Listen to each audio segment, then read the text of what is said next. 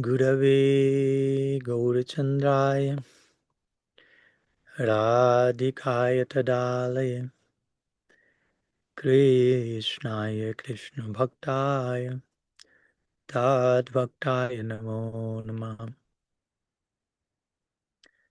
So pranam to each one of you from Lugano. It's an area here in Switzerland, as you can see. This is a real background, as I was telling some of you. Till rain doesn't come, I'll be here. We'll see. I'm spending a few more last days in this solitary retreat in the Alps. Very calm, very beautiful, very soothing, very inducing for contemplation and prayer and writing. That's generally a writing spot for me, where I have started or concluded writing a few of my books. And this case has not been an exception to that rule. Not planned, but that's how it happens. And yeah, we have an interesting week with also many beautiful celebrations in our Vaishnava calendar, right? We had the disappearance day of Sri Gadadhar Pandit Bhaktivinoda Thakur a few days ago. Then we have Gundicha Marjan Lila, this beautiful cleansing of the temple of the heart, ultimately, to prepare the ground for the sweet absolute to fully be installed in the core of our being. Though he already is, they already are, but there has to be some willingness on our part to give the welcome officially. And what else? And then came Ratha Yatra, the festival of chariots, a very beautiful celebration that actually for Gaudiya Vaishnava symbolized something so very deep, very touching connection to how God is dragged down from the throne into the realm of intimacy, into the realm of one-on-one. Jagannath is brought down from the altar, from the notion of being God, and by the force of the love of the Vrajavasis, he's dragged back to Vrindavan to relate in full intimacy, losing full awareness that he's God, basically. So that's a very unique peculiarity, a very charming one, I will say, at least for me, from the Gaudiya Vaishnava tradition. From the Vaishnava tradition, many Vaishnava traditions who emphasize this Vrindavan conception, where love bewilders the divine, and everyone is bewildering in the context of that, losing sight who is who and just seeing each other in terms of love. So here we are from Shampriya Kunj, sending my pranam to each one of you. And as usual, you are more than invited if you have any questions, any topics, any explorations you may like to bring to the table today. More than welcome. I'm doing the hosting today, and I will be coordinating recording what's on the breakout rooms, since Bhaktirasa doesn't have enough good connection in Milan, Italy. So we'll start. There are already 4 raised hands. If there's anything else, feel free to raise your digital hand. If not, we have enough meal on the table. And the first raised hand came from Rome, Italy, from Greta Fabrizi or Gayatri. Do you hear me? I can. Welcome. Okay, thank you so much. Well, I have written the question because, as you know, the last time I realized I had to sharpen it a little bit. So, in order not to lose myself while speaking, I've written everything. Okay. So the question is this. Well, in order to be more and more aligned with reality, I think we have to feel God's love, work upon humanity, and perceive everything as sacred. Maybe many people do not resonate with these points, and some of us went into this paragraph in this lifetime or in former lives. Even if mercy is always coming, and even if we have had countless teachings and experiences, we didn't got aware of our inner desire of unconditional love for a long, long time.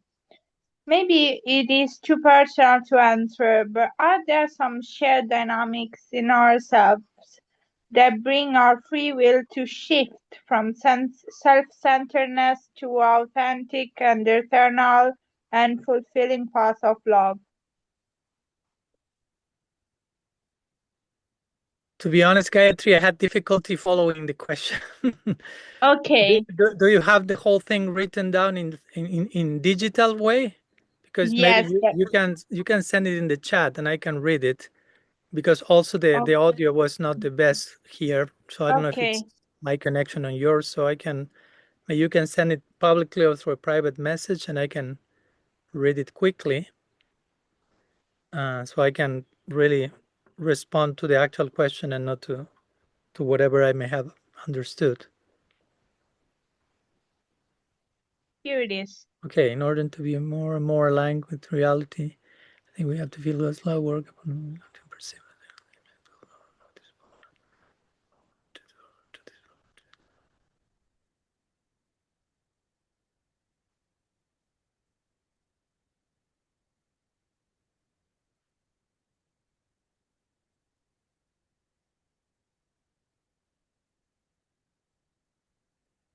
Okay, thank you. So you're wondering if maybe it is too personal. Well, it's always too personal because we want to be radical personalists. So it never is too personal. It's as personal as it can get, the question, and it's beautiful. So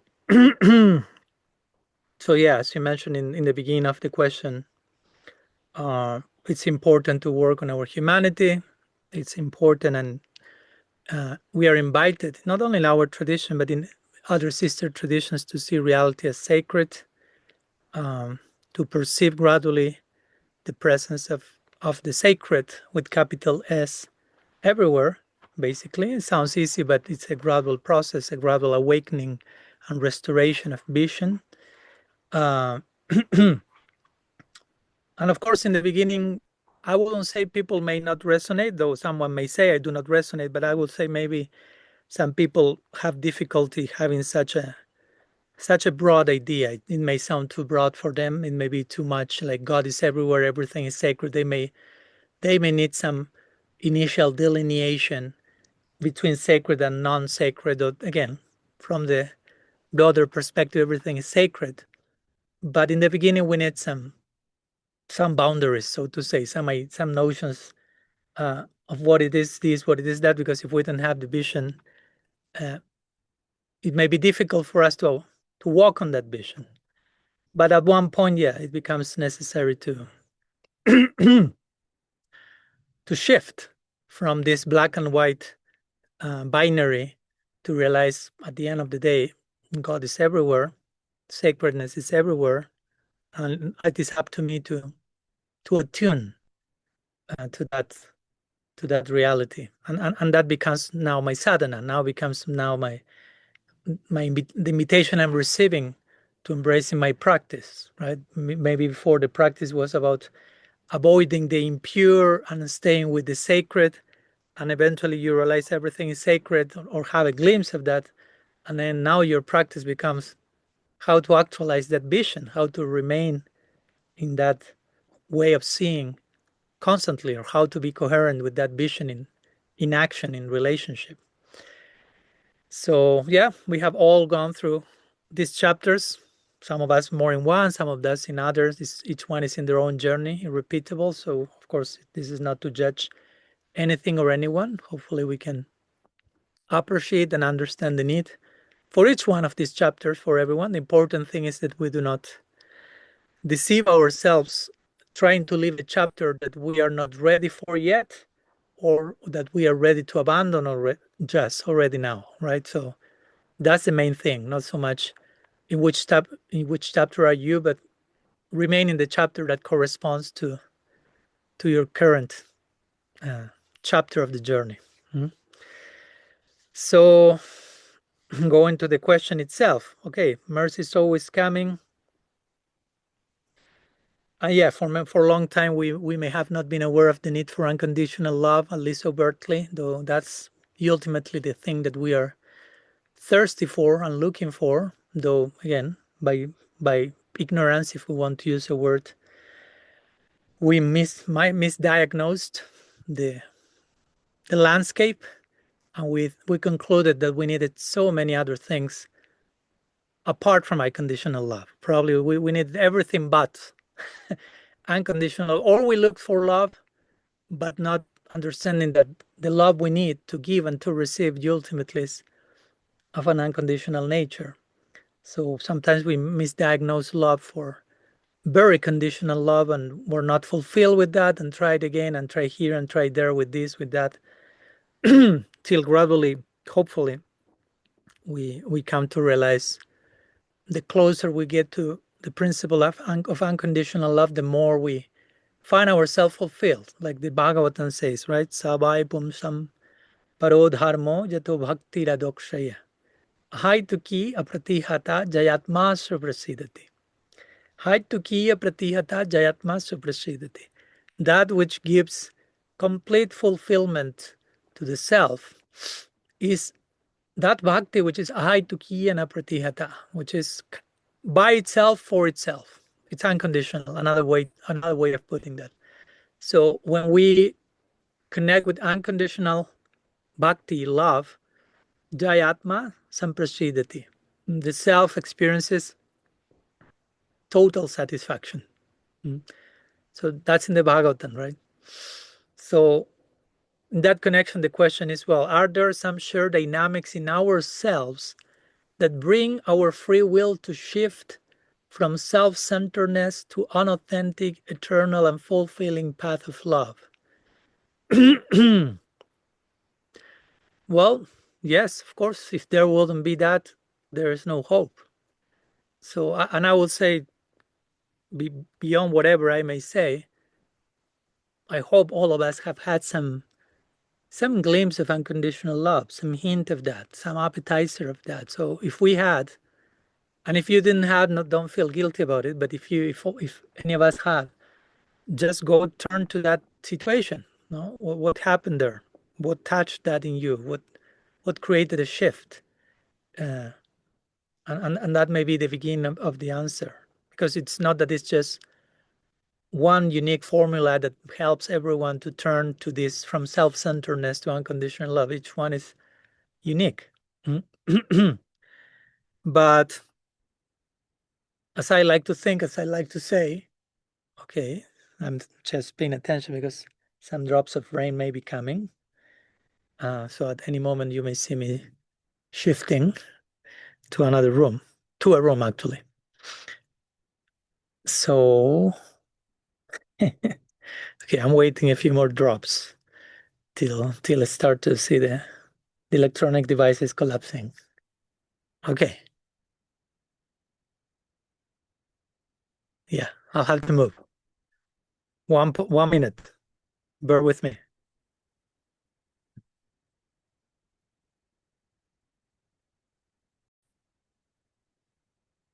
So we've lost absolutely all the momentum. I may need to basically go back to what I had to say, but anyhow, life happens, weather happens. I wanted just to give you a darshan of the beautiful space here. Last week, I remember I had to do it inside because it was already cloudy, and it seems I didn't learn my lesson and was a little bit stubborn with showing the landscape. So, so how to move from self-centeredness, basically, to a fulfilling path of love? I mean, in one sense, your question is another way of asking what we are doing here on a daily basis as bhaktas. You know, that will be a way of framing what we are trying to do on a daily basis in our practice. Basically, is how to turn from self-centeredness to love-centeredness. You know? I mean, and I think it's a very important way of learning to conceive our practice in that way, because again, many times we may say, oh, what do you do? What's your practice? Oh, I follow these rules. I do this. I do not do that. That's it. And it's actually, no, I'm trying to reorient, recalibrate my cosmovision from a self-centered one to a universal one. And it's a gradual process. Again, it's not necessarily that that it happens all within one moment, as we were talking the other day, and still is very applicable, because we were talking, I remember, La Verna, about this notion of the World Cup that is going on in terms of soccer, when people somehow feel very elated, very ecstatic, you could say, on some degree, of course. I'm not comparing this with what Mahaprabhu was experiencing, but they feel that they enlarge, their sense of self is enlarged by experiencing that they belong to something bigger than themselves, no? Because they belong to a country, no? In a football match, or sometimes to people it may happen in a war, unfortunately. Football match is its own little world, because it's still one against the other. You need to defeat the other for you to win, so still someone is a loser. But my point is, you leave the bubble of self-centeredness and the bubble of isolation and the bubble with you are the only absolute point of reference in your mind. I mean, I'm talking to you, Gayatri, in our mind. And we now can feel more spaciousness. Oh, I belong to something bigger than myself. I belong to this country, or I belong to this neighborhood, and I belong to this human race, and I belong to the planet Earth.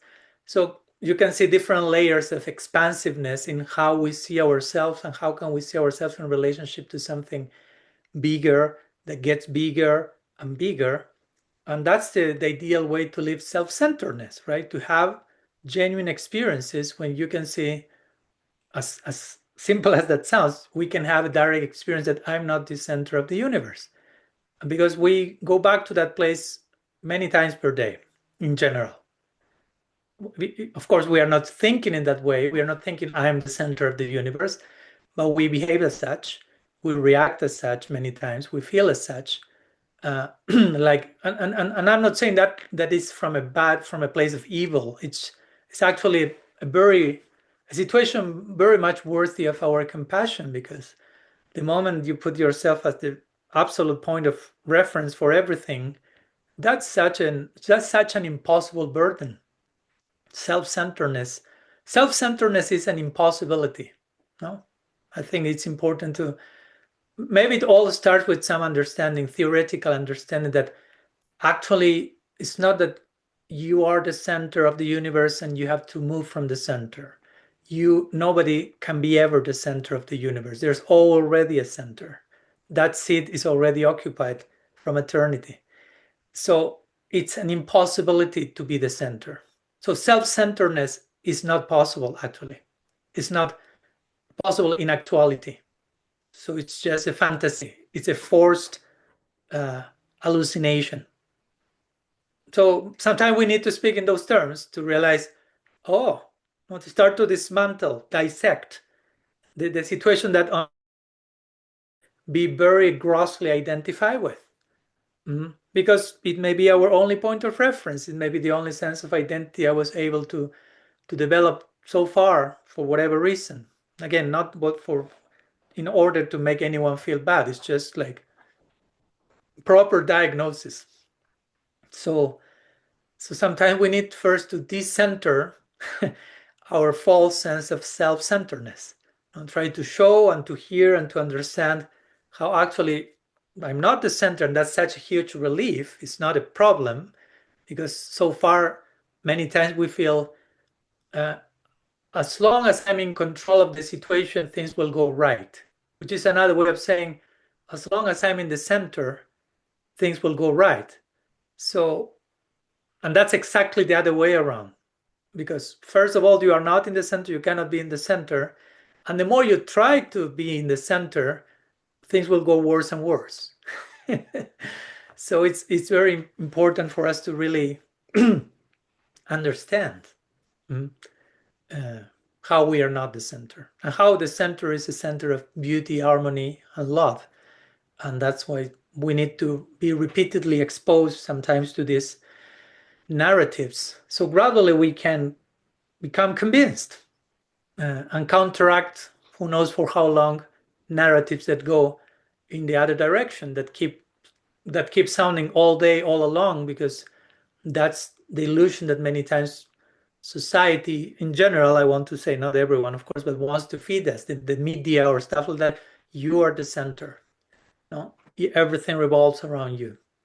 No, and we are not. And I'm not saying that in a way that is self-erasure or self-rejection. It's just about, I mean, the best thing you can do for yourself is to acknowledge your place in the world, to acknowledge who you are. So self-centeredness is an act of violence because it's a stubborn insistence of being who you will never be able to be. So that's basically putting yourself in the torture chamber. So that's not very nice. So it's an act of compassion and self-love and self-acceptance to accept who am I and to realize how much that it already is.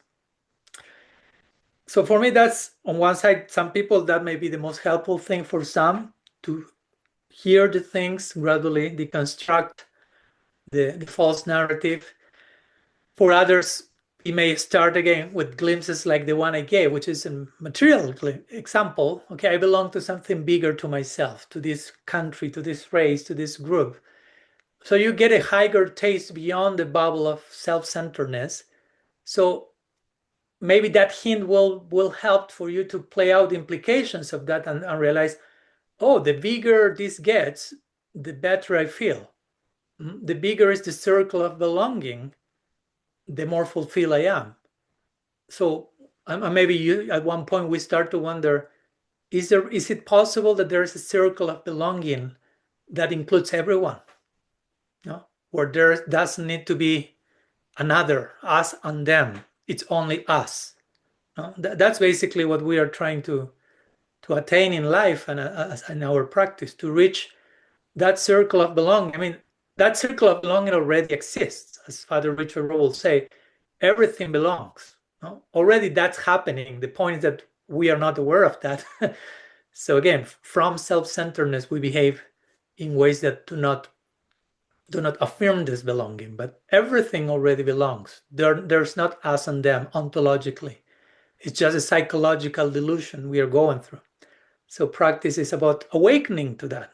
And sometimes that starts by gradual, sustainable exposures to small increasements in belonging. No?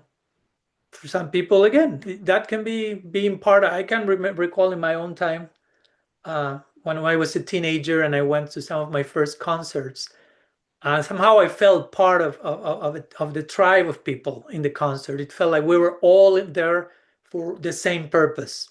Again, it was not transcendent, it was not universal, but it was bigger than a more narrow and suffocating version I had of myself. I was exposed to something that, oh, I found peers.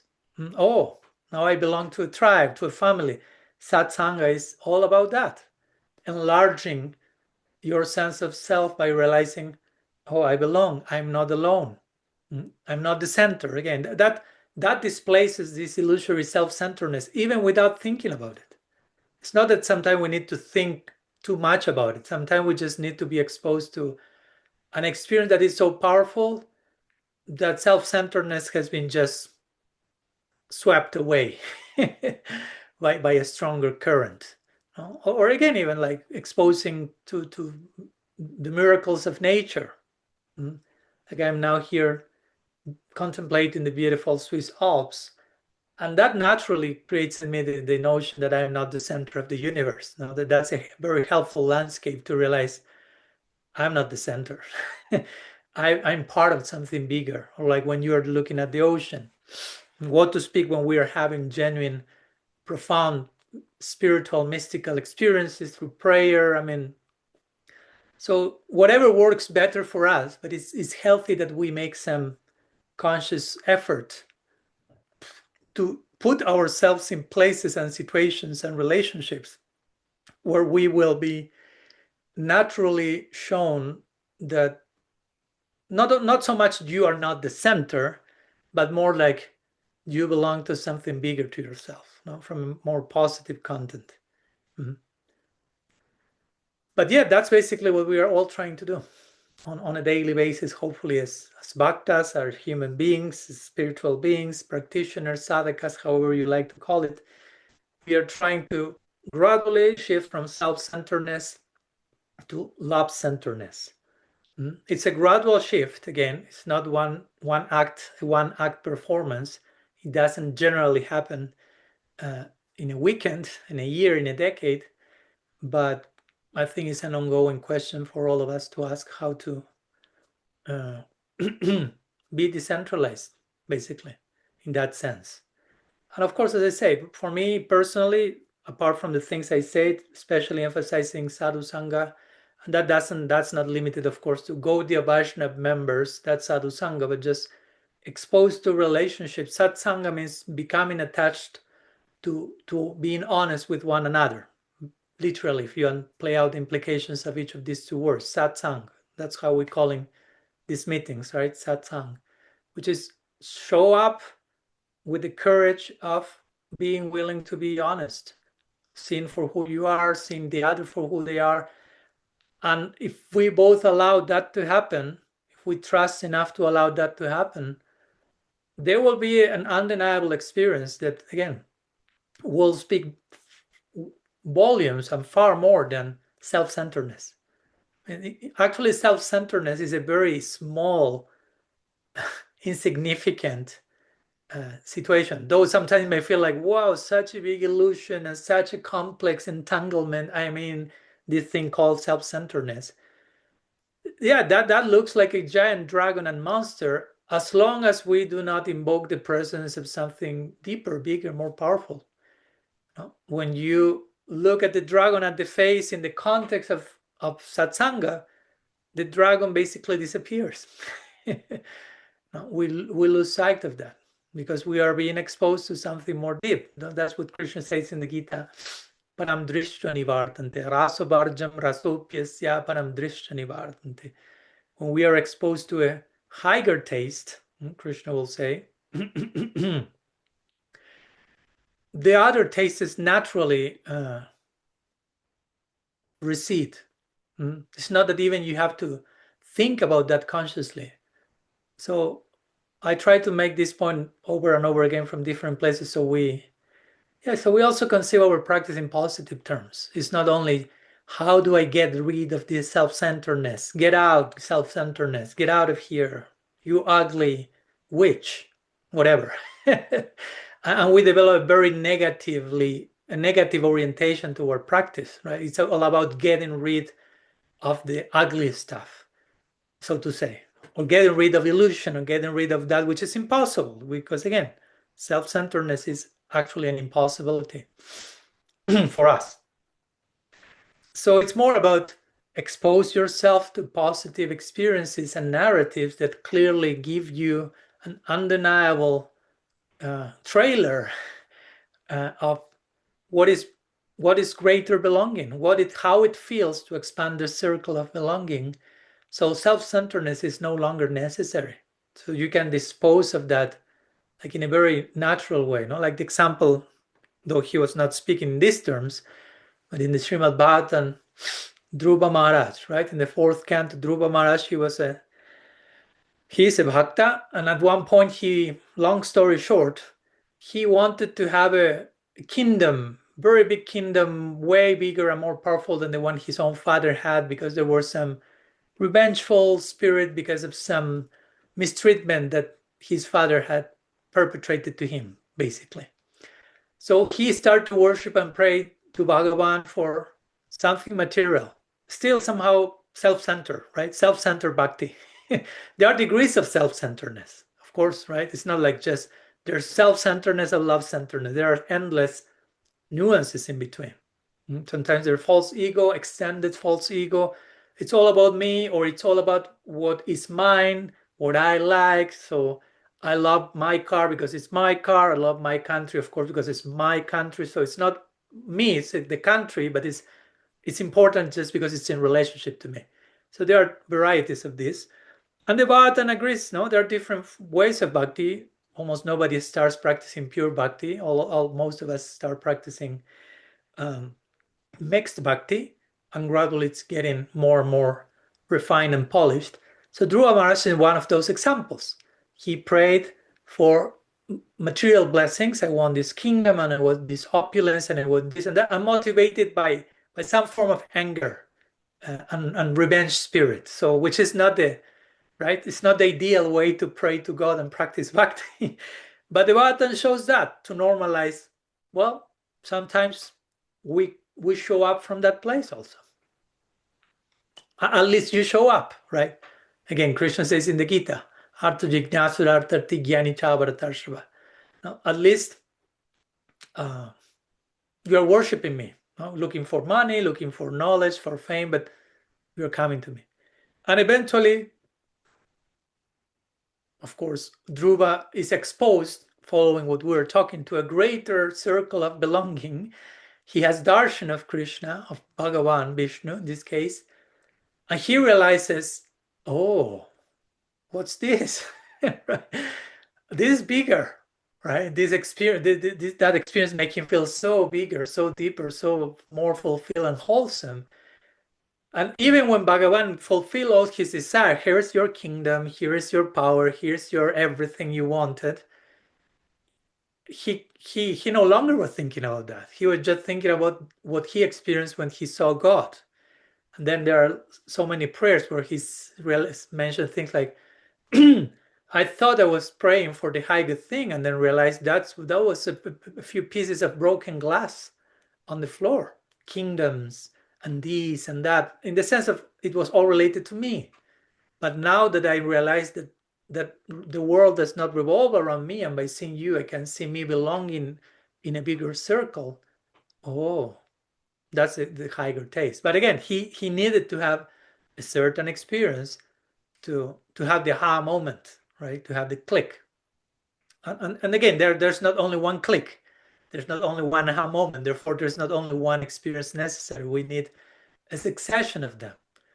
So hopefully every single day that we pass on in this lifetime provides some of those experiences. So we are advancing into this direction of gradually enlarging our circle of belonging, expanding our consciousness. Basically means that you are enlarging your circle of belonging, your awareness of how much everything truly belongs. And the opposite is a contraction of consciousness, a hyper-localized, sectarian, tribal idea of belonging, or a hyper-suffocating self-isolation, self-centeredness, and there are endless shades of that in between. So, I don't know. That's what came today, Gayatri. I don't know if I understood the question correctly. Maybe I missed it again. You tell me. Yes, I think you gave a very wonderful vision. They didn't exactly answer to the question, but you mentioned during the answer that it is impossible to meet shared dynamic of this shift because it's very individual. So I already doubted about this, and so you confirmed this and gave a general shape to the situation anyway. Okay. I'm glad Thank it you so helped much. somehow. Thank you. Okay, so we'll put a little pause and we'll invite you to the breakout rooms, those who will like and have the chance and time to continue churning these reflections about moving from self-centeredness to a reality of sheer belonging and unconditional love, and what gets in the way, what's in between, where do we find ourselves in that journey, whatever you feel that you need to share. So I will put pause to the recording and activate the breakout rooms. Okay, welcome back. Hoping you had a good time together sharing, hopefully giving each other further appetizer on what it means to expand the circle of belonging. That's what we are trying to do every single weekend. Before we go to the next question, any treasure worthy of being shared publicly that you got from your private sharing? I forgot to ask that last week, so I'm trying not to make the same mistake again. Or during your personal contemplations, for those of you who couldn't share, if there's anything you may like to share in that regard briefly. Yamuna? Gaudiya said, I don't know if I'll be able to repeat it properly, but Gaudiya came up with a beautiful point. It was just a lovely one-liner of he was saying in regards to Srila Sridhar Maharaj would say that you need to change your perspective. So instead of having yourself as the center of the circle, that you're on the perimeter of the circle, looking inwards to the Lord, that everything is revolving around him. I just thought that was very beautiful. Yeah, and as we always say, no, if you're in a circle, we are sitting, like the example you give, we are sitting at a circle table. We are all at the same distance from the center, right? So in that sense, we are all in the same proximity. Not so much distance indicates farness rather than nearness. Thank you for sharing. And I'm seeing a few raised hands from the ones who already raised their hand for questions. But before that, if anyone else would like to share anything from the breakout rooms, you can just unmute yourself directly so we don't confuse the raised hands of the questions with the whatever you would like to share. So maybe I would like to add. Yes, Gopi Janan. Just as a reflection we had in our small group was also to speak about, so to differentiate, you can belong to someone. It's easier to belong, let's say, to feel like part of a group in a concert, on a soccer game, or what you mentioned, because it's also impersonal. And the moment you belong to a group and it's personal, the other people are there personal, and you are there personal with everything, that is like makes a big difference. Yeah. There's a price to pay, right? Yeah. It's more challenging. It's more inviting, of course. Yeah. Thank you. Okay, let's move to the next raised hands, respecting the original order. So next comes Carrie from Washington, D.C., I assume. So welcome, yes. Carrie. Hi. I think it's actually really nice that my question follows Gayatri's, because I think it's kind of connected, and it comes from something from a few weeks ago when we were all together in Italy. So my question comes from our experience learning from the nuns who managed the guest house that we stayed at in Laverna. And there were two nuns, for those of you who weren't there. They were part of an order, San Vincenzo de Paoli, that focuses on serving the poor and serving people in need. So one of the nuns told us that she volunteered to support yoga classes that help people with substance abuse problems, and she has done a bunch of volunteer work with orphans. The other nun explained that her personal connections with the Roma community were what led her to want to spend helping people who may be vulnerable or need help. So they explained to us that they do this for anyone, right? Like, not based on whether the people receiving the services are Catholic or religiously inclined. They're not really out there trying to convert anyone, but this is their act of devotion, right? They see this as their service.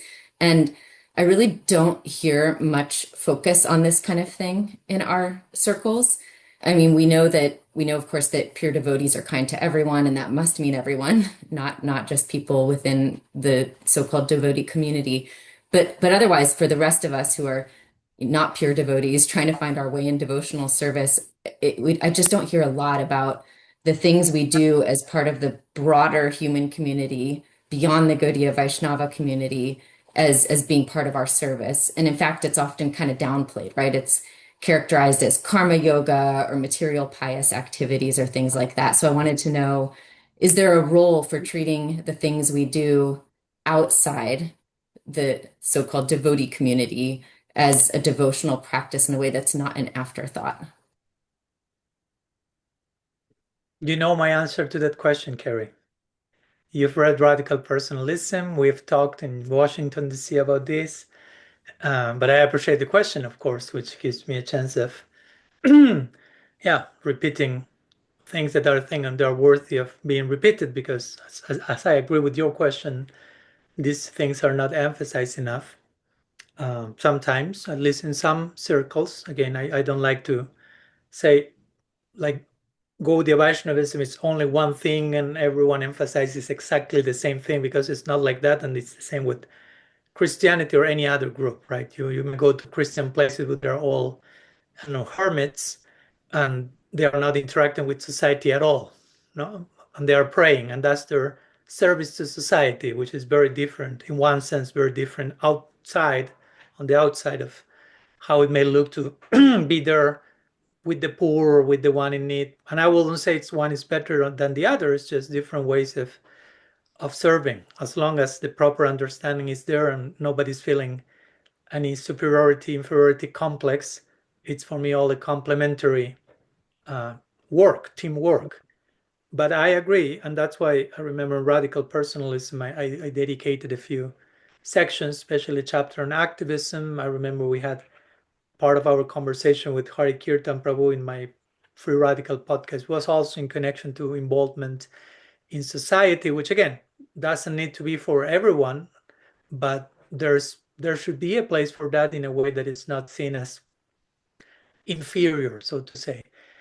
Something that I've thought many times in this connection is that, and again, don't take me wrong, I'm not saying this to downplay Christianity and put my tradition above, but I think that in one sense Christianity doesn't have too much of a clear depiction of how eternity looks like. So somehow that makes them concentrate all most of their notions of service in the here on planet Earth to the neighbor, so to say, and not so much. There's not so much emphasis on serving God, or if there is serving God by serving. And I'm not against that. No, don't get me wrong. Again, I'm just mentioning how I feel that's their conception and their approach, which again is beautiful. Now, in the Gaudiya tradition, there is, I will say, arguably way more details about who God is and what's going on in transcendence. And sometimes the price, as beautiful as that is, and at the end of the day, this is converging into a critique to my own tradition. As beautiful as that is, that may create some form of disconnect from the daily life in the world, and we may become too much exclusively focused on service in transcendence, or internally conceiving and serving the divine, or only in the temple, or only in the altar, or only in connection to the guru, or only, no, this and this and this is service, but this and this and this is, as you say, or karma yoga, or who knows what. So still there's some divide. Again, I'm not saying that's the teaching of the tradition. I'm not saying everyone is in the tradition thinks like that, but overtly I've seen that. So I always thought, okay, that's a price to pay for having a very detailed depiction of the divine that somehow may create a kind of disconnect with the here and now. And on the other way around, they have a more, in Christianity, a more unclear, if you will, or not too specific depiction of eternity, and that makes them concentrate fully in the here and now. And eternity in one way remains a mystery in many ways, but they will feel what I'm experiencing on earth somehow is a trailer of eternity. So again, I have nothing against that. I'm not here saying one approach is better than the other. I'm all for an integration of both. I mean, I don't think one needs to cancel the other. We can have a beautiful prospect of eternity, how eternity looks like, in ways that, how to say, that I'm trying to point into a direction that I actually feel comfortable staying there forever, so to say. Now, I'm receiving a depiction of God and of the spiritual world, let's say, that is charming enough for me to invest my life into that direction. But again, I will say at the same time, in general, that shouldn't be at the expense of serving in society, basically. And there are different ways to do that. And of course, we can learn from the Christian tradition, but I don't think, again, we should also be careful, as we were talking many times, of comparing traditions in the sense of, generally, many times, not always, but many times, sometimes the tendency is and I'm not talking in your case or anyone's case in general, in some cases it may happen the tendency, the grass is greener on the other side of the fence.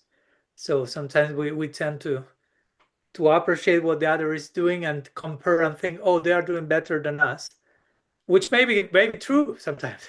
And we can learn the lesson, and that's great. But sometimes it's not that it's actually true. It may be that they are doing it differently, and it may be a compliment or whatever. I'm talking in general, right? So I'm just mentioning that to be careful of that tendency where everything seems better outside. No, they seem not to be having the problems we have. They seem to be more mystical or more deep or more broad-minded, and then when you actually talk with anyone in depth, you realize, oh, they have the same problems we all have in any group in their own way, but still we can learn. So yeah, everything can be bhakti. I mean, that's one of the main points of radical personalism for me, that, and Jiva Goswami makes that point, Sangha Siddha Bhakti. Any activity can be imbued with bhakti.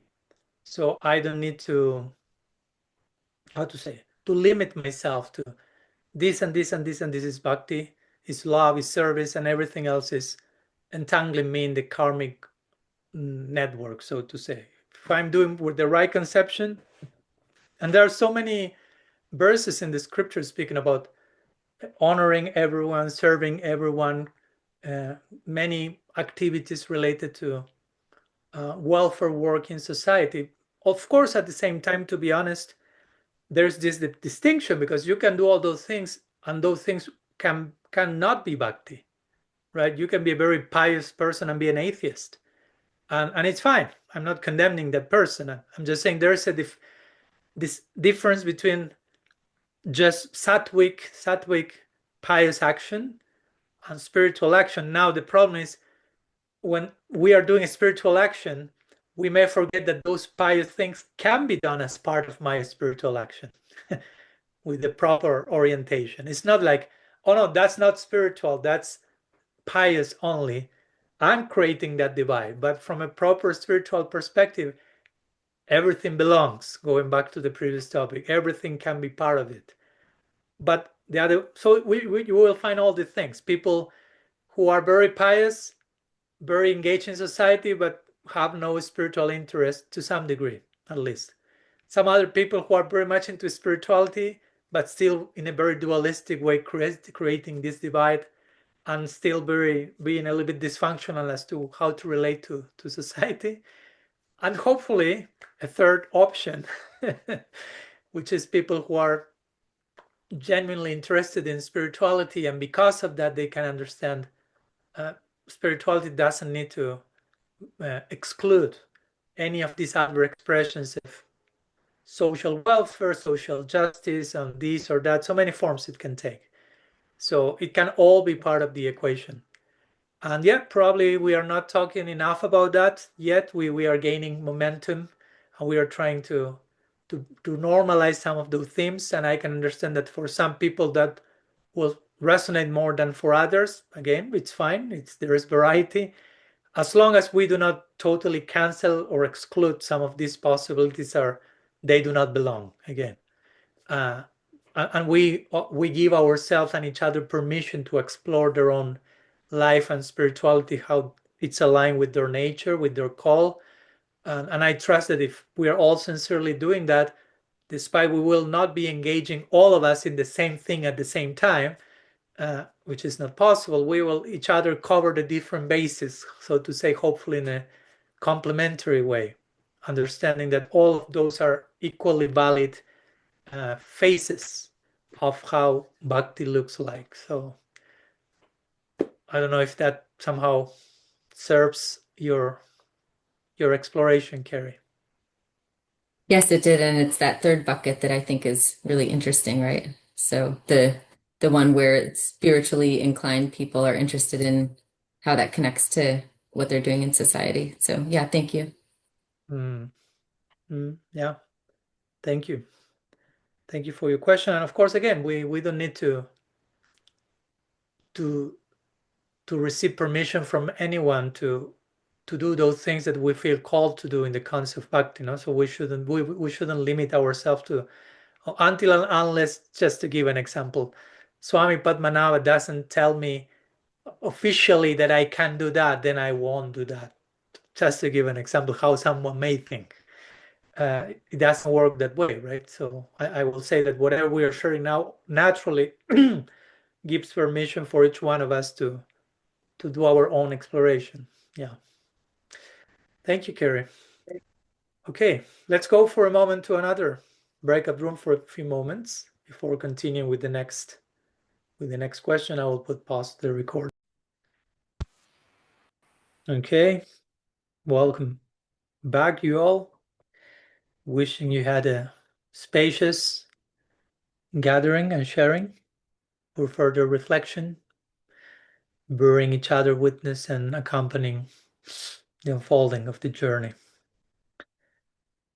Is there anything before we move to the next question by Rupa Manjari? Is there anything anyone would like to share that is publicly shareable that you feel is important, nice to extend to the broader circle of belonging here that you have discovered in your conversations in the breakout rooms, in your personal reflection on this later topic?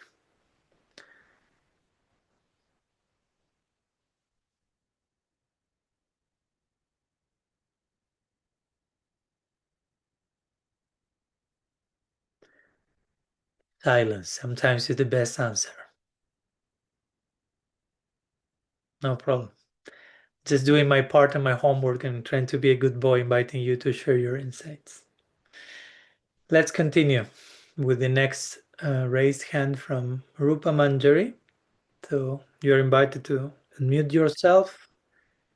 Rupa Manjari, welcome. Okay, thank you, Maharaj. First of all, I want to thank you for your service for us, to all of us. I mean, you just don't even know how you've changed so many lives. You've given us, your radicalism has given us a whole new way of looking at things, a different angle. It's like you've turned our faces a little bit so we can see things a different way. Unconditional love. Whoever knew that Krishna loved us just the way we are? I mean, incredible.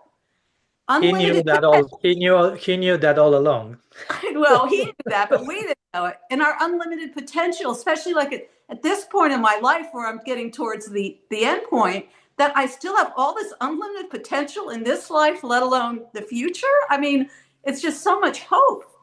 The becoming.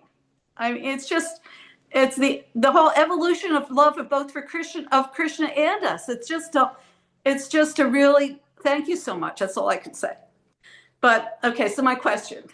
This is really above my pay rate. I don't really know if I should ask it, but I'm going to go there anyway. I listened to your talk on Sri Gadadhar and Bhakti Vinod Thakur's disappearance day. And even though I'd heard some of the things you said there before, it opened up a whole new thing that I've been worrying about. It was about Bhakti Vinod Thakur said that he would like to die at Kurukshetra. He would like to, because that's where Radha was feeling so much separation from Krishna. And it reminded me a little bit of the stigmata thing of wanting to feel Christ's pain. And Bhakti Vinod, of course, he's the Manjari and he's with Radharani all the time anyway, but just that whole thing. And then, but when you put years on it, when she said, it's been 100 years since she saw Krishna. She's waiting for him to come back. And for 100 years, where the gopis are putting cotton under her nose to see if she's still breathing. I mean, of course, on one hand, Krishna never leaves Vrindavan, and he's got his spurties and all these things that are happening there. But just the idea that on her earthly planet, Krishna left when he was, 11, 12? And not only that, did he leave her, but then he married all these wives and had children with them. I mean, it's just like unbearable. I mean, I know it's a separation and union thing, but it's one thing when they're in Vrindavan and they just don't see each other overnight and they get union again. But for so long, and that's not just Krishna. Sita Ram, that's the same thing again.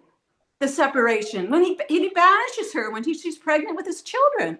And I know that in his case, it's the Dharma king and the ideal and all that. But if this is God and he has it all, he makes his love relationships are so difficult. What is he doing here? I just need I need to reconcile this. I mean, I know that there's a way of looking at it that's going to calm me down a little bit, but I just need to recognize it, and so that I can see it more. And I hope that is Radharani married to Abhimanyu in Goloka too? I mean, I can't even imagine. Anyway, like I said, it's above my pay rate. But oh, thank you, Rupa Manjari. First of all, of course, for your words of appreciation. It's always humbling. Yeah, and as you say, I think it's a good arrangement that one may not be fully aware of the impact one may have in other people's life. I think it's good that that's the case, because if not, it can get I can start to take myself too seriously. But at the same time, it's good to be aware enough to be grateful and humbled and committed in that service, and of course to know that I'm not the absolute doer of anything. I'm just playing my part along with other things in the dance, and we are working together. So thank you for also being a receptacle of whatever we are trying to share. And regarding your question, well, there are a few things there. Where to start? Of course, first of all, I think it's important that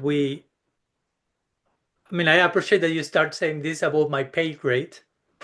And I will say probably it is above everyone's pay grade, in the sense that we need to go beyond our self to understand the things properly, in the sense that if we just try to analyze the dynamics of the lila, how the lila function according to what usually makes sense to us on a daily basis, many of the things may not make any sense, or even they may give an idea that God is a little bit cruel or whatever, even masochist. Why the separation thing? Why this? Why that? Many whys may come if we just filter the lila with our non-lila eyes, so to say. No, so that's why many acharyas have tried to caution us, not so much do not ever read the lila, but be careful not to project, and not to try to understand the dynamics of lila, because lila, again, is not just like a nice story.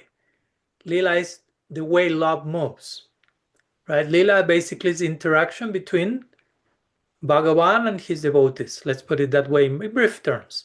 In the context of love, love is the only currency in that market. So lila is all about love.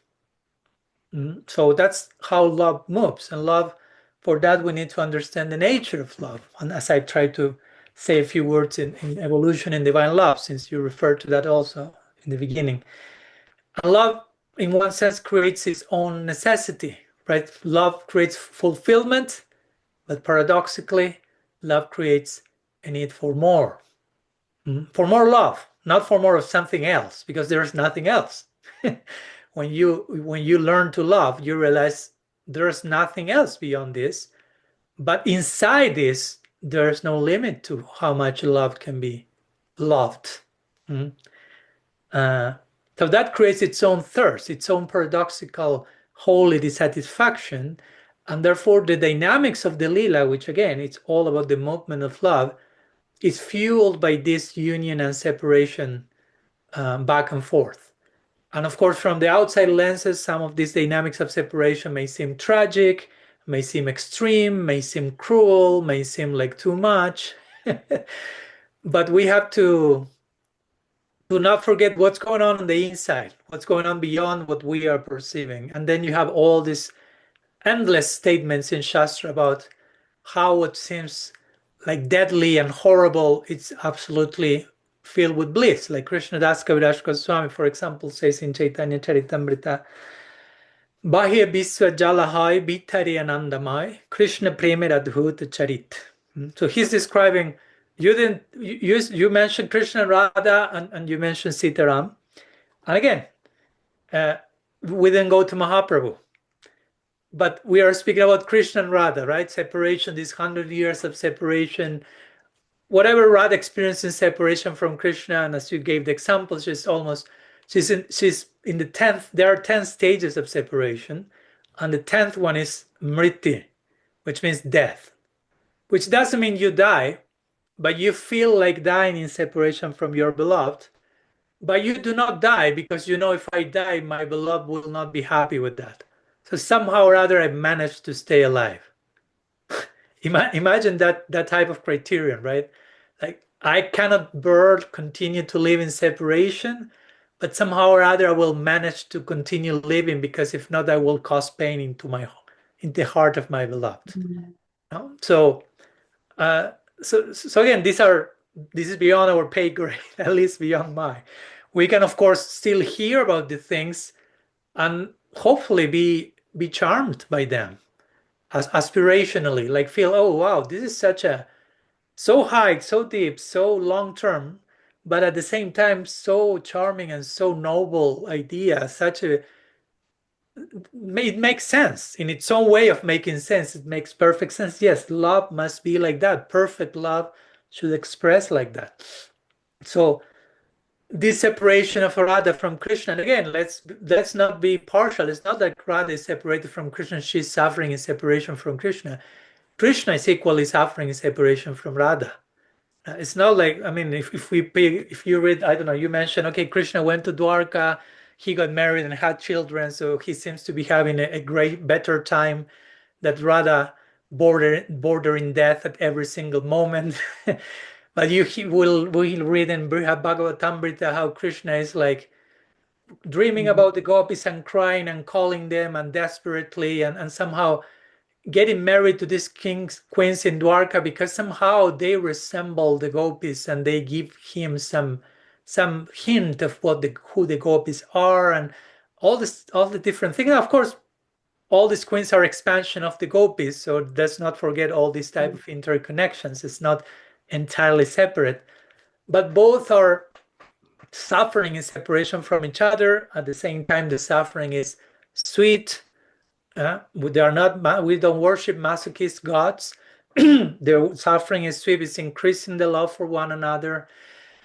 And for example, we didn't touch on Gaur Lila, but what's Gaur Lila? Is Mahaprabhu, I mean, it's Krishna as Mahaprabhu being absolutely curious about what's the love that Radha feels for me in separation. The main theme of Gaur Lila is separation, it's not union. Mahaprabhu is experiencing Radha Bhav in separation, how Radha feels in separation from Krishna. So again, on the outside seems like that's pathetic, that's undesirable. Well, not for Krishna. That's absolutely desirable for Krishna, to the point that the whole Lila needs to be there to somehow satisfy that necessity. No, trying to empathize with one another. So for me, this is a beautiful way of expressing love. Like, okay, Radha and Krishna are separated from one another. Radha's dying in separation from Krishna. Krishna's dying in separation from Radha.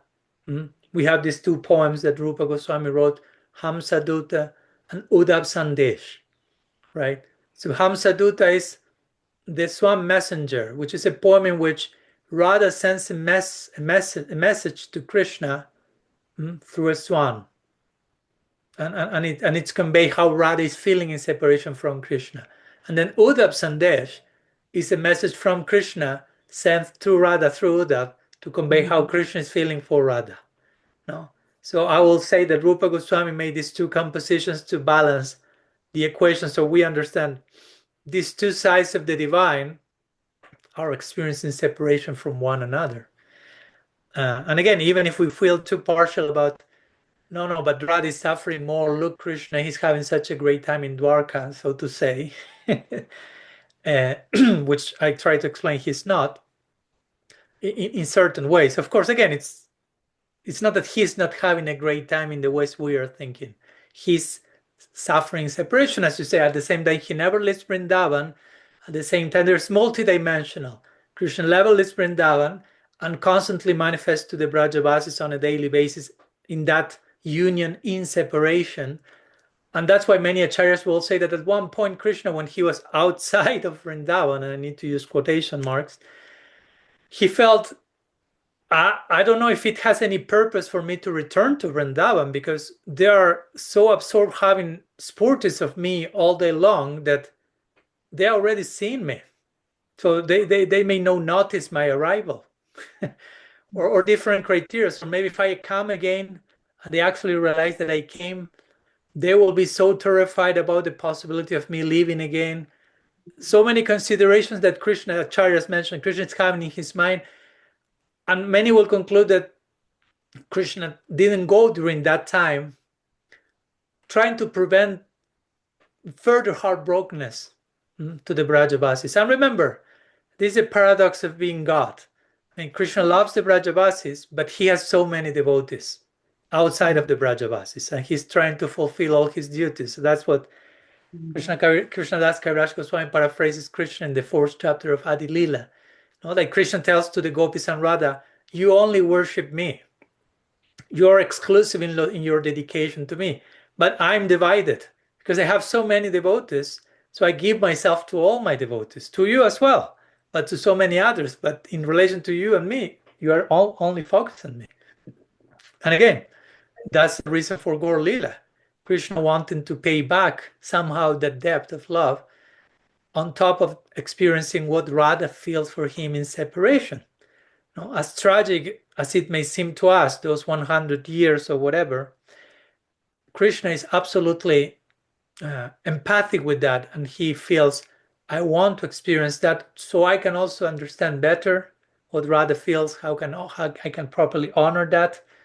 So at the end of the day, there's no like whimsical cruelty or any of those things where some heart is insensitive. It's all about the highlight of love, love becoming higher. Again, Bahya Biswa Jalahoy Bitari Anandamoy, Krishna Prema Adbhuta Charit. I didn't translate the verse when I quoted it. Krishnadas Kaviraj Goswami said, on the outside, this divine love looks like poison. Dying in separation, cotton put on the nostrils to see if you are still alive, 10th taste of separation, death-like. One may think, I don't want to go there. I don't want to go through any of that. Bahya Biswa Jalahoy, Bhitare Anandamoy. But if you look in the inside, it's Anandamoy. It's sheer bliss. It's made of bliss. It's paradoxical bliss. Krishna Prema Adbhuta Charit, says Krishnadas Kaviraj Goswami. Those are the Adbhut Charit, the astonishing features of Krishna Prem, of divine love. They are not to be understood through the usual logic. We understand things because love moves in its own way. Love moves in a crooked way. Love demands its own way of being understood. If we try to apply normal logic to love, that won't work. Atarko apratishthana. We will end up in a form of limbo. So basically that's idea.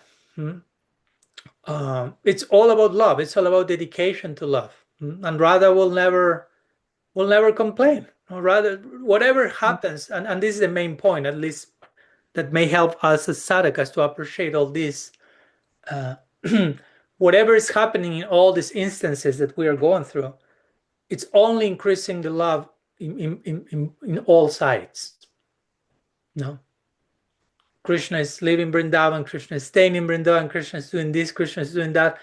It's all increasing the love. That's to showcase the nature of true love. No matter what you put in front of it, it can only increase. Which is the exact opposite of conditional love, so to say, which even all the things are given into place for our love to increase, sometimes we choose not to go there, so to say. But in the case of the definition of Prem that actually Rupa Goswami gives is that thing where you have enough reasons for love not to increase, love still increases. That's real Prem. When there are so many obstacles that you could have good excuses to say, well, my love didn't increase because you see all these obstacles that I have. But actually say the nature of Prem is that those obstacles become like udipan, becomes like fuel into the fire. And the real nature of love is, again, no matter what you put in front, it increases the love. Call it, it's union, it's separation. And union and separation are these natural dynamics, like cycles, like seasons, if we want to use it, a relatable term here, like the different seasons fulfill a role in the whole cycle. So union and separation serve the purpose to make love refresh, go deeper, renew, expand dynamics. A dance, like a dance, right? In a dance, you are not always standing in the same step and not moving, right? You cannot call that dance. They have to be movement, and in that moment, if you're dancing with someone, sometimes the partner will get closer, sometimes the partner will get farther, but it's all part of the dance. So those are some perspectives that come to my mind. So maybe it may help, hopefully, to understand some of the things in ways that do not sound like unjust or whatever, right? Do not trigger us to some other patterns. So you tell me, Rupa Manjari, how does it sound? Jai, well, it sounds good. It's just my mortal eyes still looking at it, right? Looking at it from my mortal vision as opposed to the bigger one. And Lord Chaitanya, that's really where I should go. I think I think I need to dive deeper into Mahaprabhu just so I can get the union and the searching for it too. So that was a good direction when you said that about. Thank you. Yeah, Gaur Lila is so crucial for us for so many reasons. Again, sometimes devotees understand Gaur Lila very simplistically. They think, oh yeah, Mahaprabhu broke the Maha Mantra, the Yuga Dharma, and that takes you to Krishna Lila. That's it for Gaur Lila. End of the conversation. It's like, no. That's a huge disservice to Gaur Lila. There's so much more to say. So, and that will help us to properly, so to say, take advantage in service of Krishna Lila. At the end of the day, Gaur Lila and Krishna Lila, they're not two separate Lilas. There are two chambers of the same Lila, but for some reason, all of our acharyas have really emphasized Gaur Lila, and maybe we still need to discover why they have emphasized Gaur Lila so much, beyond what I think it's the reason for the emphasis. And yeah, how Mahaprabhu is, what is he exploring, why is he exploring that, what to speak of the role of Gadadhar, the Radha's Gadadhar in Gaur Lila, and the identification with serving the need of the moment, as we talked in this little video I made the other day about his disappearance day. So anyhow, lots to reflect about. Yeah, thank you so much, Rupa Manjari. Okay, I'll skip one breakout room, as usually I do that. And we have one more question, exploration theme by Gopi Janani from Germany. So I don't know if you're in Germany, maybe you're in Assisi now, wherever you are, we will know in a minute. So welcome, you can unmute yourself. Oh, I already started. We're going to go in the breakup rooms first. No, you can start. I'm skipping the breakout room. Sometimes I skip a few so it doesn't get too long. Yeah. Okay, right. Thank you. Well, in Laverna, you mentioned that we come from a very feminine spiritual tradition, and I have been like contemplating on that. What does that mean, or what did you mean on the different levels? And actually also, what is a masculine spiritual tradition? And I've been thinking, is it actually, could it be said that all religions that are basically like looking at the more rules and the outside, could that be called more masculine? And the more you go into the core, the more you focus on bhakti and love, you would call it more feminine? Or is that a gross misunderstanding or misinterpretation? And so I would like to know that. And also, if you speak of this kind of what you have in mind when you speak of that feminine spiritual tradition, what would be a good other example in a different spiritual religion that has a little bit that you could compare, if I may say so? Okay, thank you. So yeah, that's another important question and another important theme, as we were talking before about certain things that are not emphasized enough, not only in our tradition but in spirituality in general, is the feminine, which I'm happy that in the recent years this is becoming more normalized than previous decades or centuries, where many times not only spirituality but society and politics and so many things were very much masculine oriented, masculine centered in ways that were, again, toxic, because when it becomes just one side of the coin, you lose the nuance, you lose the integration of complexity.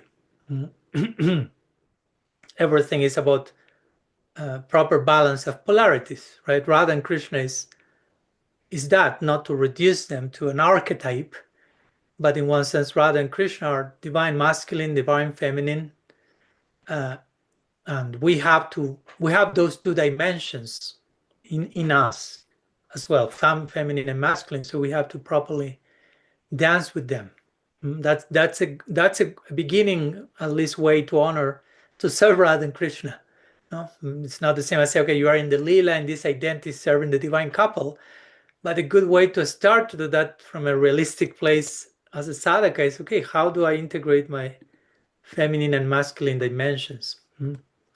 So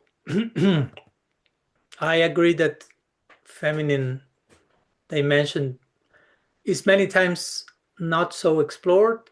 It's feared, actually, because again, feminine is like femininity represents the womb, represents the source of creation, represents creativity, and for creativity to happen, there has to be some form of chaos as well, some form of unknown from which something emerges.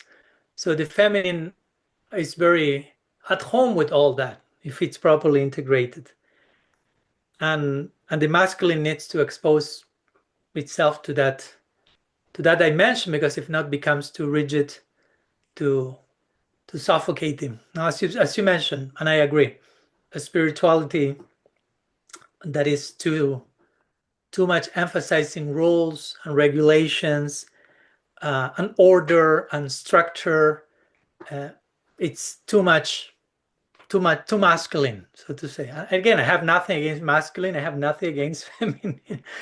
No, we don't want to create a battle of genders, so to say, because again, we are talking about dimensions that need to be integrated on proper balance.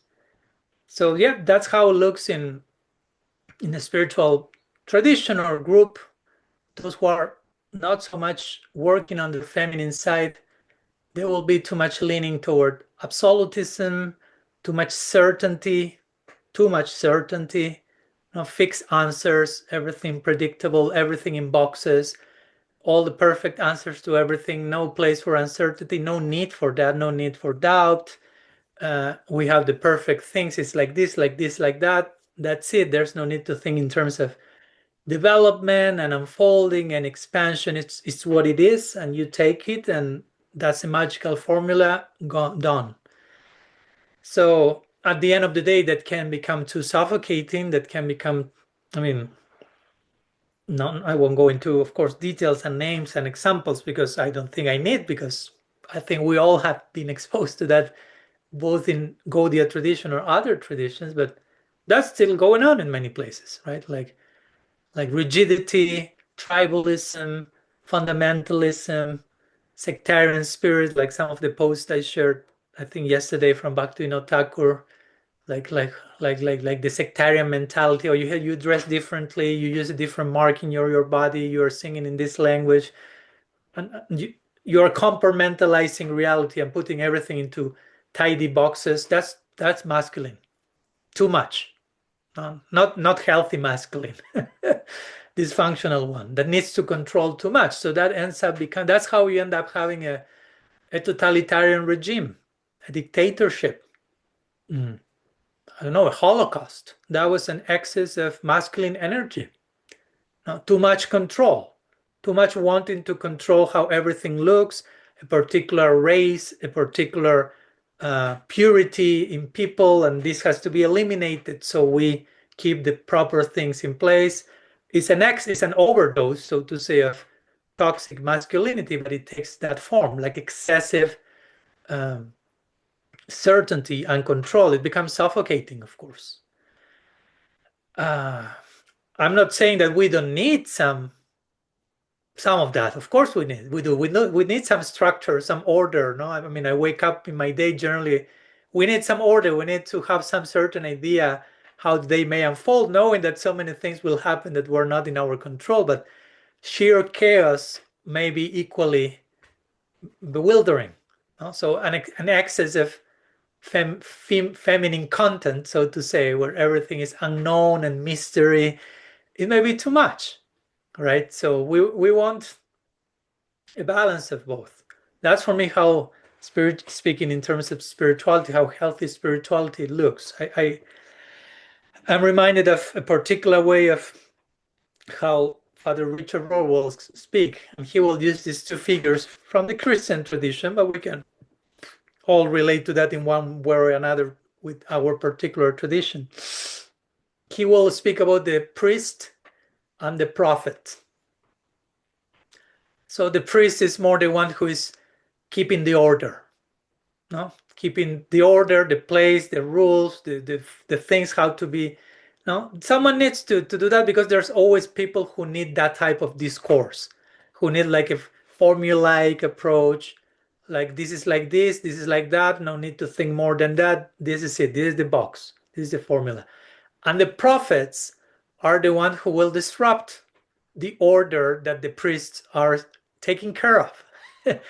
But ideally, the priests and the prophets are not enemies of one another.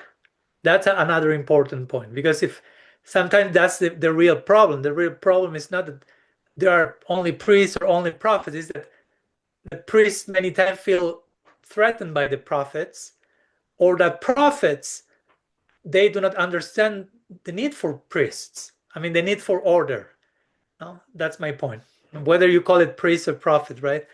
Because sometimes in the name of disrupting the order and bringing newness, you can also go to an extreme of anarchy or disruption, and you can end up confusing people, hurting faith, I don't know, many things that can create avoidable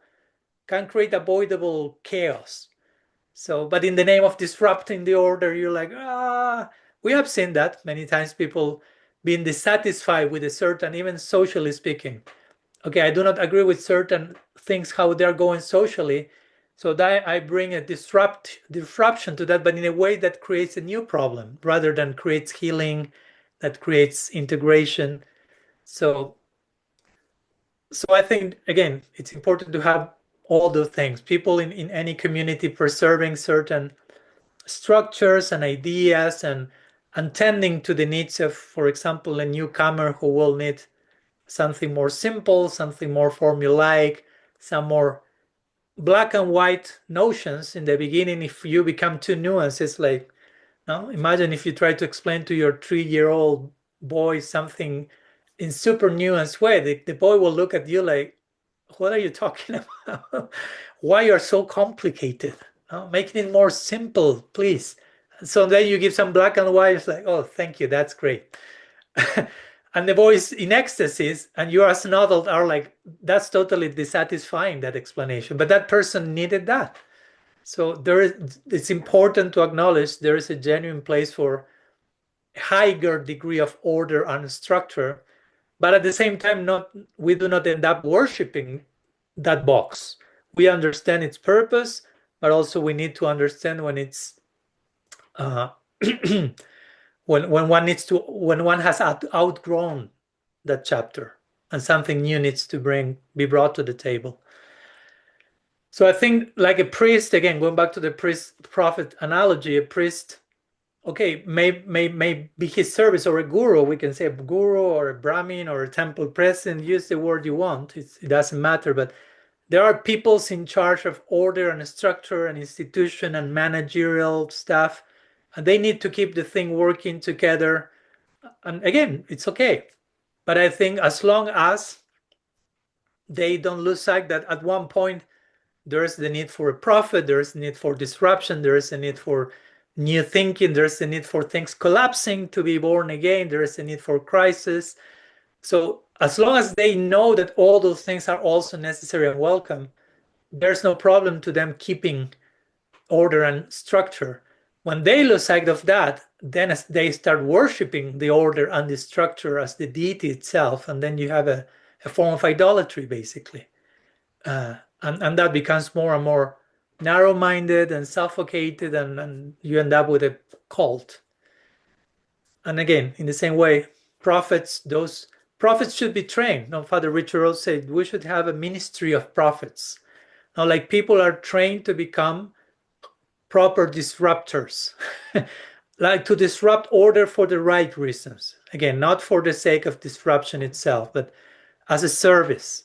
No, a disruption doesn't mean burn a temple or enter a class and start to shout, but just bring certain conversations and bring certain nuance and ask certain questions and empower people to think for themselves and give permission to people to explore what they have been forbidden to explore when they are ready to explore those things, or whatever things that may be seen for others as controversial, as dangerous or threatening, but actually there may be necessary for many. So, and that's the paradox, which is that there will be no point where everyone will be at the same stage. So there will be no point where everyone will be okay with prophets or everyone will be okay with priests. No, there will be always some people needing one thing and some other people needing another thing. And that will create some unavoidable tension. Bhaktivinoda Thakur speaks about that. That's the perennial tension between kanishtas and madhyams, he will say. Without criticizing anyone. He's just saying a kanishta needs a more simplistic black and white conception. But he cannot understand the madhyam, who is doing things in a different way, needs to be more broad and more nuanced. And they will think, oh, this madhyam is like diluting the whole thing, watering down or confused or whatever. He's not loyal enough or chaste enough. He's not strict enough. And the madhyam, hopefully, if the person is genuinely madhyam, will understand. Unlike the kanishta, who cannot understand the madhyam, because of being a madhyam, will understand, oh, the kanishta is thinking in that way because he's there. I've been there, so I know how it feels. But I cannot expect that person to understand where I am because that person hasn't got there yet. So there will be some unavoidable friction there, some unavoidable tension, which is unavoidable.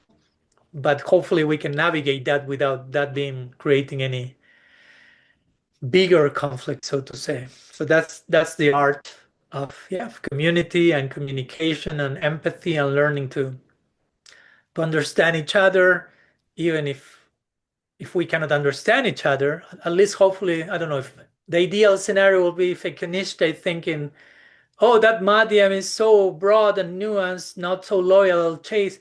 At least that kanishta hopefully has a guru or a guide who is more advanced and said, you know what? I understand that you cannot understand that person, and you don't need to understand that person, but that person is not deviant. He's not doing wrong.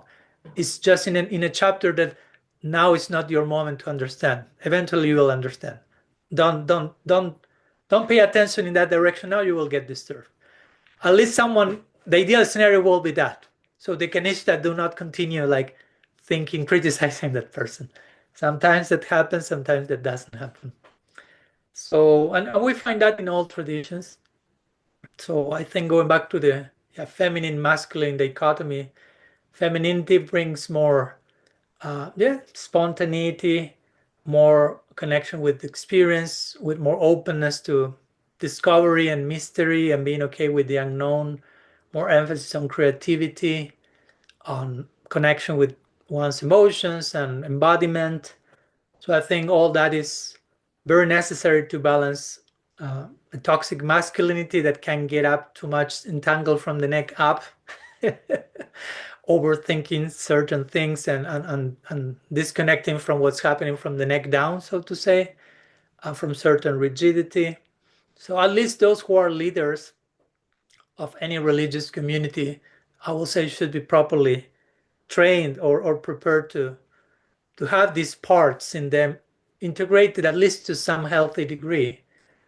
Even if the ones who are following them are not yet there, at least they are there, and they can gradually accompany the others to gradually get there, to see the value in a proper integration of these polarities. So I don't know if I'm missing something that you would like to explore, Gopijan, if that's helping.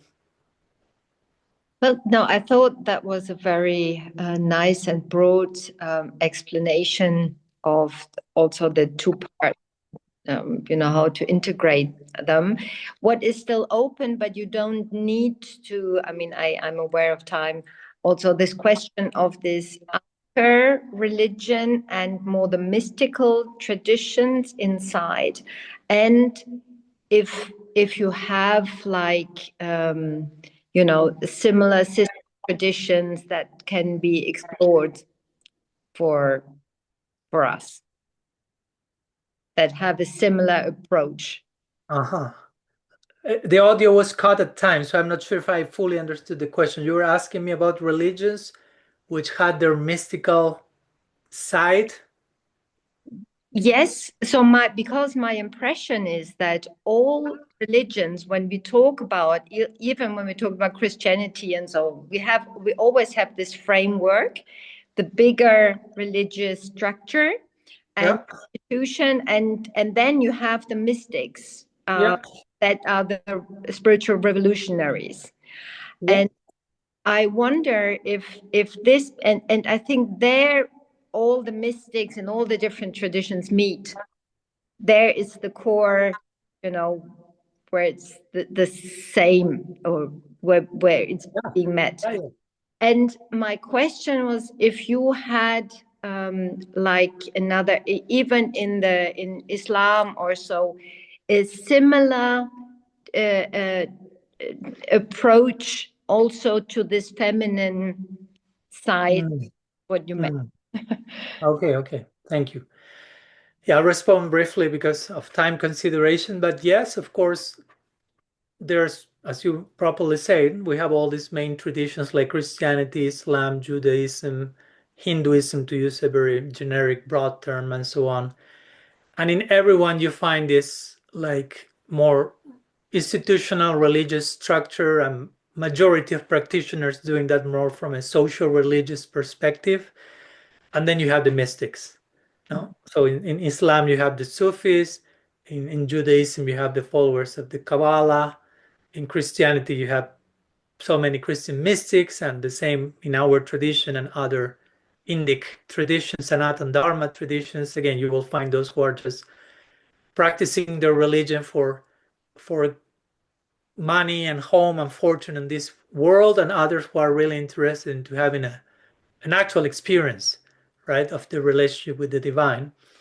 And yeah, I will, in my conversations and in my study of how these mystics of the sister traditions converge, not converge absolutely, because of course there are different orientations and conceptions of the divine and so on, but converge at least enough to be considered mystics. I will say that all of them will be exhibiting this feminine approach. Again, not to say that there's no masculine element in that, but there's a marked feminine approach that it's crucial to make a mystic, so to say. So you will find that in the lives and practice of all of these great personalities across traditions.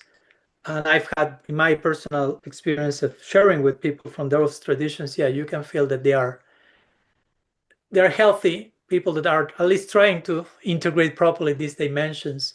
And that's what ultimately makes them mystics. Ideally, a mystic, I will say, someone who is wholesome as well. Again, though I know that the conversation can be nuanced, and some people can say a mystic is can be someone spiritually advanced, vertically advanced, but horizontally may not be properly integrated. But I will try, at least my preferred conception of a mystic is someone who is not only holy, but whole at the same time. No? So there's holiness and there's wholeness. So part of the wholeness is the proper integration of the feminine and masculine dimensions. So yeah, as much as I can say with the time you have. Sorry, but thank you for the question. And before we conclude, still I'd like to invite you to one more breakout room before we put our session to rest today. So I will be opening the rooms now, inviting you for a few minutes, and they will be back for our final goodbye of the day. Okay, welcome back again. Hoping you had a good time. With that, we'll put our sharing to rest today. Hoping you had a nourishing time.